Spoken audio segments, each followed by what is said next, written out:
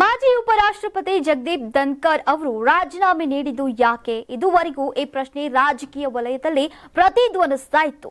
ಜಗದೀಪ್ ಧನ್ಕರ್ ಅವರ ಸುಳಿವು ಸಿಗದೆ ಇರುವುದು ಹಲವು ಪ್ರಶ್ನೆಗಳನ್ನ ಹುಟ್ಟುಹಾಕಿತ್ತು. ಈ ಬಗ್ಗೆ ಕೇಂದ್ರ ಗೃಹ ಸಚಿವ ಅಮಿತ್ ಶಾ ಅವರು ಮೊದಲ ಬಾರಿಗೆ ಪ್ರತಿಕ್ರಿಯಿಸಿದ್ದಾರೆ. ಜಗದೀಪ್ ಧನ್ಕರ್ ಅವರು ಸಾಂವಿಧಾನಿಕ ಹುದ್ದೆಯಲ್ಲಿದ್ದರೂ ಉತ್ತಮವಾಗಿ ಕೆಲಸವನ್ನ ಮಾಡಿದ್ದಾರೆ. ತಮ್ಮ ಆರೋಗ್ಯದ ಸಮಸ್ಯೆಯಿಂದಾಗಿ ರಾಜೀನಾಮೆಯನ್ನ ನೀಡಿದ್ದಾರೆ. ಇದರ ಬಗ್ಗೆ ಗದ್ದಲ ಸೃಷ್ಟಿಸಬಾರದು. ಧನ್ಕರ್ ಅವರನ್ನ ಗೃಹ ಬಂಧನದಲ್ಲಿ ಇರಿಸಲಾಗಿದೆ ಎನ್ನುವ ಆರೋಪ ಪಕ್ಷಗಳ ಆರೋಪಕ್ಕೆ ಅಲ್ಲಗಳೆದಿದ್ದಾರೆ.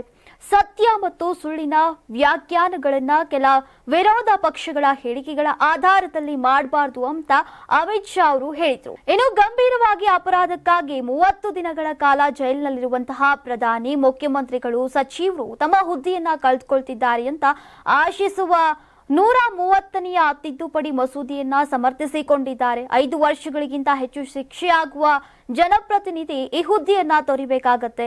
ಮದ್ಯ ನೀತಿ ಪ್ರಕರಣದಲ್ಲಿ ಬಂಧನಕ್ಕೊಳಗಾದ ನಂತರ ತಮ್ಮ ಸ್ಥಾನಕ್ಕೆ ರಾಜೀನಾಮೆ ನೀಡೋಕೆ ಅರವಿಂದ್ ಕೇಜ್ರಿವಾಲ್ ನಿರಾಕರಿಸಿದ್ರು.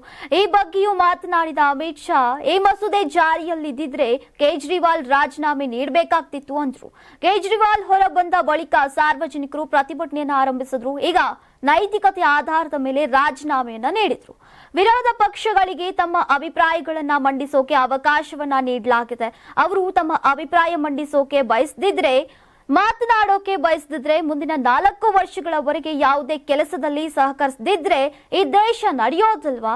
ಎಲ್ಲವನ್ನ ದೇಶದ ಜನರು ಗಮನಿಸ್ತಿರ್ತಾರೆ. ಹೀಗಂತ ಖಾಸಗಿ ಚಾನೆಲ್ಗೆ ನೀಡಿರುವಂತಹ ಸಂದರ್ಶನದಲ್ಲಿ ಅಮಿತ್ ಶಾ ಅವರು ಹೇಳಿದ್ದಾರೆ. Karibasaveshwara agri India private limited ರವರ ನಂಬರ್ 1 ಸ್ಪ್ರಿಂಕ್ಲರ್ ಪೈಪ್.